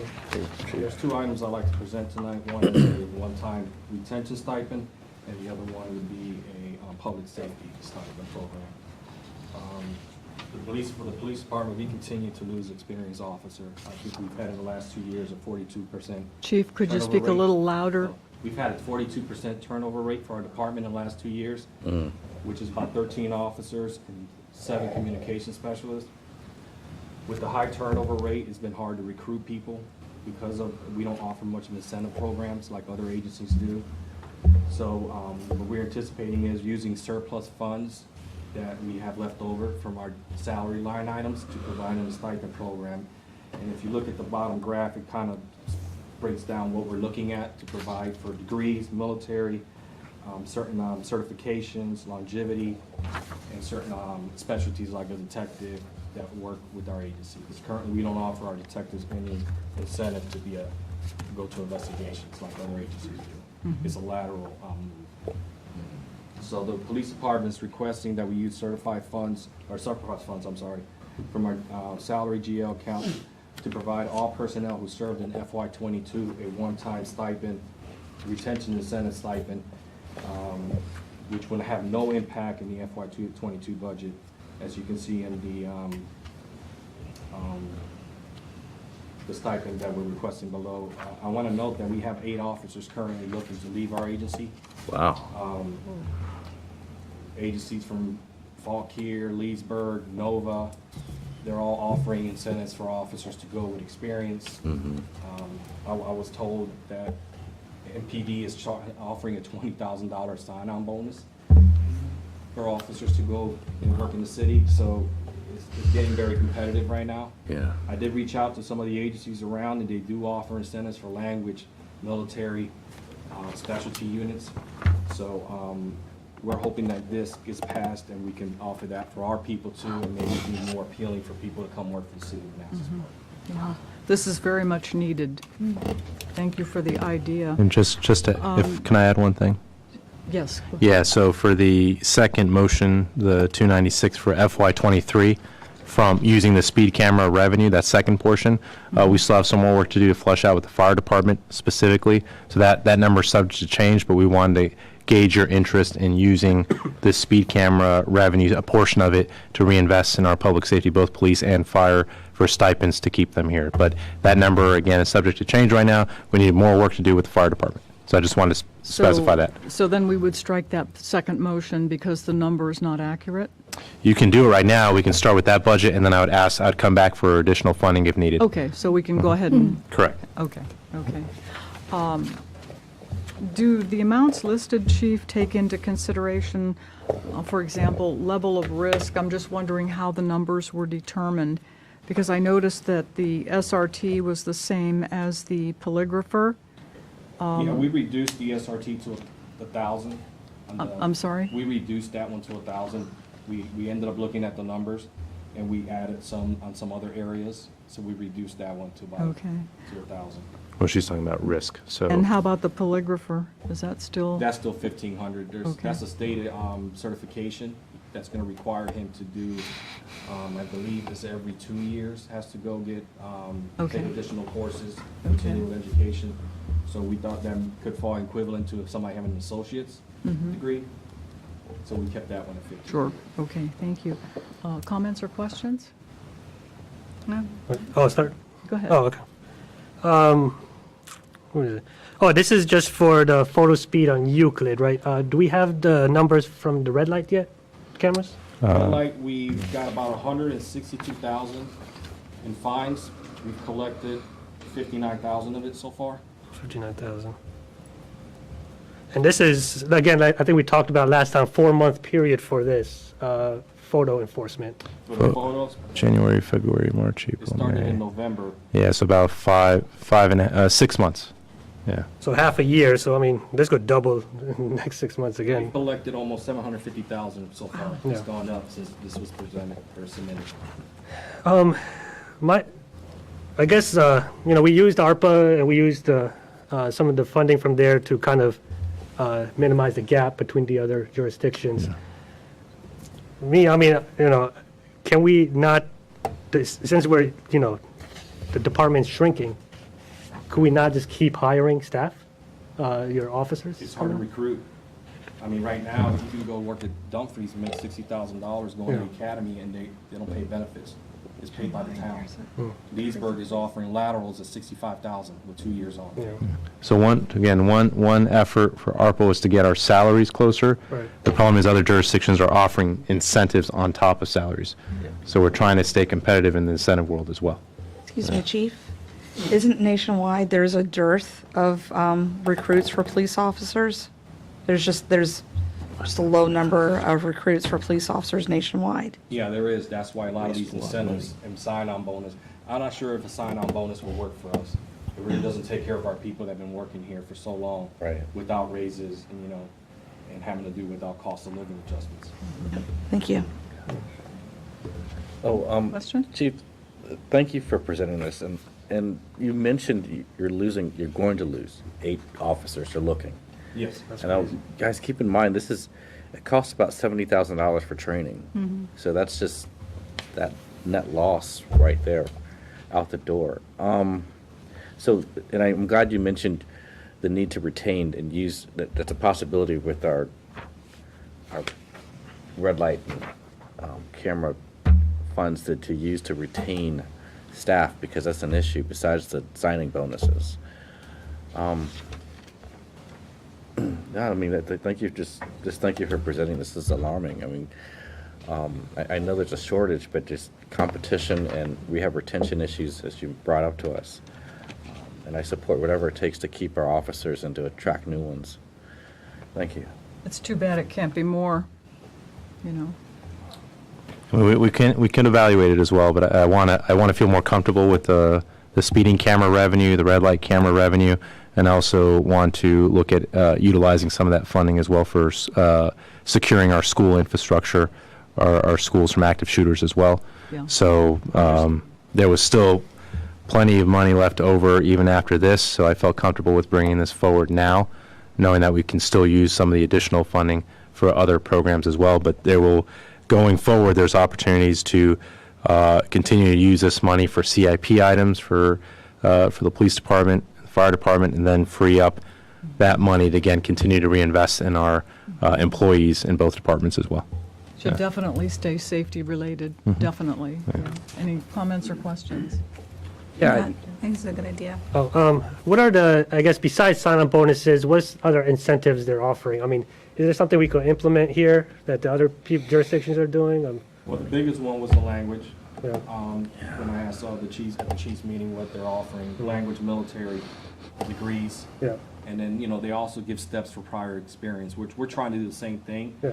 By having the ARPA funds giving us the raises starting July 1st, Yeah. I've increased our starting pay. And I'm also looking at, if somebody comes in with some years' experience, I should be able to bring them in higher than I normally would have, instead of the starting pay. Okay. So it is helping Yeah. as we go along. I'm just concerned about, I mean, I'm all about staff, and, I like to see the one department that's fully staffed is your department, right? With the growing communities, with the high crime rate, and if you think this will help the turnover, to minimize the turnover, I'm all for it, but we just need to keep hiring and find new ways to retain them somehow. I mean, even if we need to do an aggressive pay raise next couple years in a budget, because we're bringing on, in this society now too, with the active shooters and what's going on now, we can't have a small police department. You know what I'm saying? Yeah. So we need to tackle this issue, and we need to find a way, if it's not even money, we need to find a way to maybe pay for their training or something like thinking out of the box to keep these officers here. Yeah, and remember the salary analysis, that was kind of static, but it's going to continue to evolve. So even though we every looked at time we numbers, raise, yeah, they're going to raise. They're going to keep raising, and we correct. can't catch up, right? Yeah. So that's why we got to think of other ways that we could retain these officers here, and hire and recruit. Yeah. That is. It is tough, though, because... It's just that we're not going to catch up. It's just Fairfax, Loudoun, I mean, they're ahead of the game. Yeah, but again, the problem is when you survey employees, that's the number one issue. Yeah. I'll add that safety is our number one priority. It's part of our job, Oh, yeah, right? and Keep that's our why we citizens need safe. officers. So when we hear that we have a shortage and 8 are looking for other jobs and it's hard to retain, we should take it very serious. And Well, that's why I offered an aggressive pay raise next So- couple of years. excuse me, Chief, how long from they get out, an officer gets out of the academy and is able to go out on the road and fully function as a seasoned police officer? It's like 10 months. That's a long Almost a year. time, yeah. It's 6 months in the academy and 3 to 4 months in training on the street. And who pays for the train? The department does, right? We do. You do 70,000. Right, well, I mean, we're getting almost 2 million plus in revenue coming in. I mean, this could be utilized for training purposes. Like the city manager, his other. No, man. school- Well, not all of it, a portion of it. Oh, yeah. Yeah, you know what I'm saying? Like, that's a lot, that's literally a 7-digit line item that we did not have of revenue coming in. Right? So, I mean, I'm just saying that we gotta start thinking of how we could beef up this department and keep the officers we have. And, next couple of years. Amen. I'm Preach sure that on. Laszlo and the Yeah. chief will get their heads together and come back with further recommendations if you feel. Oh, yeah. Yeah, I mean, Chief Soper identified some other areas that he would like to, because he gave me a list of the ones before, but he identified some other ones that we didn't have time to update this, so we want to sit down and discuss Okay, it a little further. okay, yeah. And we don't give any sign-on bonus right now? No, I mean, I just don't know if it's going to help our people. Oh. And We keep have to in do mind, something for the people who are already here. We don't, I mean. That we've read in with the people here. Right. Right, well, I'm saying if 8 officers leave, we need to have But have the a plan. idea, but see, the idea behind it is with this, Yeah. this is one way to keep them here. So this way, we're not spending the 70,000, we're not having to wait 10 to 12 months before we have a very seasoned police officer. There's something to be said to having those seasoned police officers that know, at least from what I was told from my brother, Oh, yeah, I mean, about knowing what houses, you know your frequent flyers, you know how to serve them. yeah, from I mean, year, I've been in the ER with him, with my dad. Yeah. And he had a person that they routinely go to. He went over there on his day off with my father in the ER and quieted that resident. Because some of the officers were she just wasn't listening to them. So there's something to be said about those that have the experience, they know who they're dealing with. And have built that, I don't know what the word to use other than they've built that relationship with that person knows, if that officer comes to my house, oh, I better be quiet. yeah, I'm just saying this is not a new issue. No, From year one, when I was been elected in, this has It's- been a year-over-year issue. yeah. but we've And not we had, did pay raises every year. no. No, No. I've been fighting for pay raises for our PD and fire and rescue department. and the chiefs. So yeah, but no, we haven't. But keep in mind, safety includes fire and rescue. Yeah. And they paid, what, for training per person is 35,000 to 50,000 per person? And they're understaffed too. Right. We can't even have our ladder truck in use right now, so. Well, Hasib, this is a good start. Yes, It's I a good guess so, start, yeah. okay. Are there any other comments or questions? Okay.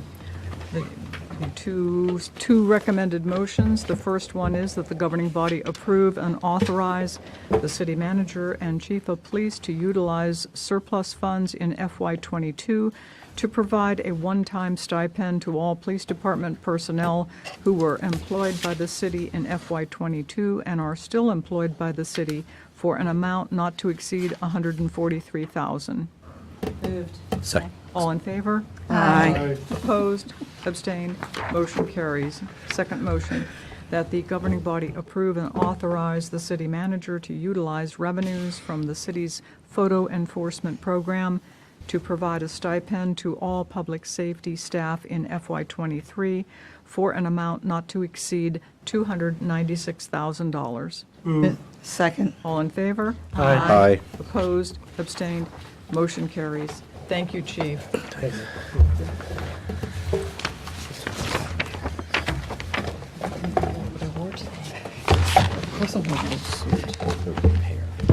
Is city manager's report? Okay, good evening, Mayor and members of the governing body. 3 issues tonight, so just to let you all know with the budget, we will be bringing that forward, the budget ordinance, on Tuesday. I've spoken with the schools already. As a reminder, I showed you a plan to get down to $1.47 for the tax rate. The schools have looked internally for their budget to come up with enough savings to achieve that additional 2 cents reduction, so we can get it down to $1.45. So that's what we'll be coming back to you all. The tax rate, unless you want to reevaluate that based off the discussion we just had right now. I think the 8-cent reduction is extremely important for residents. Yeah, that's what we Yeah, committed to. that's what we Yeah. originally counted on, absolutely. Yeah. Yeah. And going in with this high inflation, it's Yeah. going Yeah, to, people need yes, it. it's But needed. I'd like to hear his other option. Well, I mean, the option would be to use a penny of that to give everyone in the police department, I just did the math right now, close to $4,000 raise, addition to what we're doing right now. Which makes penny. sure we close. Yeah, penny. So 7 cents. So it'd go down to 146 instead of 145. As you guys were talking. Is and that said, come up with a PD, plan, that's- police and fire That's department? police. I would have to go back and crunch numbers for fire as well. Aren't we on schedule for giving them a raise? Yes, We are, correct. July 1st. Yeah. That's what I try to do, is balance all the different initiatives. That's why I know I never get to where people want to go on specific areas, but I try to balance it across with, tax rate reductions, pay Yeah. raises, staffing levels, capital. I tried to reserves, I tried to balance it to the best of my Yes, ability. and I just want to say, this is a very balanced budget that you Yes. brought forward, very on an even keel. Yep. So I would say we should stick with our original. You're here. Okay. Is everyone in agreement Yes. with Yes. that? Okay. Absolutely. But just want to clarify, so that's the good news, we'll get down, Yes. so I want to thank the schools. They're a Yeah. great That is partner. wonderful Yeah, news. they're a wonderful partner now, and they came back to show that they're dedicated to our residents as well, Yeah. to get that tax rate down, so we work together to get that done, so we will be bringing that back to you all on Tuesday. Again, the state budget, the General Assembly budget's not changing too much, it appears, from what the governor's trying to do, that there was a signing, I believe, today. It's still not a done deal, but from everything we're seeing, we know kind of what the budget impacts are. There are some impacts to the schools. Some of it is an actual change from a direct contribution to schools for capital items to a competitive grant process. So they may still be able to get funds, will apply, but it may be that we have to come back during the mid-year budget and see how we can help them out with some of the capital Sure. items if they're unable to secure some of those grants that are out there. So that's an ongoing issue just to be aware of. But again, I appreciate their efforts in helping us get to the Oh, budget. absolutely. Thank them very much. Absolutely. And we'll be as flexible as we can possibly be if it's necessary. Next item, just to report on the vouchers. I sent you on email, but just to let the residents know as well. And I just want to thank Lamar and everyone who supported him in this voucher program. But we had about $38,500 go into the pockets of our residents and our local businesses. There was a total of almost just under 2,000 vouchers distributed in round one, which is close to about $50,000. 78% usage rate of that, so that's where you get that $38,500 amount. Pretty evenly spread across our restaurants. We had, one outlier that was significantly high as well. So again, we're happy for our businesses and our residents. We sold out a lot quicker or not sold out, we gave out a lot quicker this second round. So we're going to order a lot more for round three, and we're going to keep the timeline longer this time as well. And again, with having that large event July 16th, again, we hope to get a great turnout. And luckily, as we're handing out vouchers, we're asking, how did you hear about this? A lot of word of mouth. Yes. And that's the best marketing. Yes. And it's just spreading, and we saw the enthusiasm. I stuck around after last event just because their cars kept coming. I had to keep telling them we're out, but come back July 16th to the event, check out our new city hall, and get another voucher. So just a wonderful program. Thank you very much, governing body. Thank you for the idea for structuring it this way. And it seems to be a very popular program for those residents that are taking advantage of it. So that's that. And then lastly, again, I just want to thank the city staff for this event on Sunday for the Naylor Drive, especially Keith for organizing all of our events, working with all the different departments to get these things coordinated. Again, you guys see a lot of me in terms of these strategic presentations to you all, but a lot of the day-to-day stuff happens with Keith and the team back there. So I just want to thank them and just thank you all as well for that event, and the Naylor family as well for allowing us to kind of share in their family legacy there. So that's Are we going to make it a tradition to celebrate in Juneteenth? I think we should do a Juneteenth event every year. Good. Council members, Moore's point. I'm sorry, what was the question? Make it a tradition to celebrate it every year. Yeah. Juneteenth, make the Juneteenth celebration every year, make it a tradition. Make That- it a tradition. Yeah, we would have to find out what the impact on staff would Right. be. Yeah, no, but I think it makes sense. I mean, if you look at the three events, Memorial Day, Juneteenth, and Independence Day, I think they're very tied together in terms of sacrifice and freedom. So I think coming up with the concept to celebrate all three as kind of one larger event and events for each of those, I think makes a lot of sense. It's probably better to do a proclamation for Juneteenth. I think we can, I'll brainstorm, I'll talk with the staff, and I think it's important to celebrate that as well. And as we do more and more events too, I mean, I think this voucher program was a good pilot program, right? And I was talking to Lamar because you can, when the downtown's up and running and we have the Juneteenth celebration, look, we have a base now of people that came out. Over 2,000 people came out for these vouchers, right? Now, guess what? We have these events like yearly.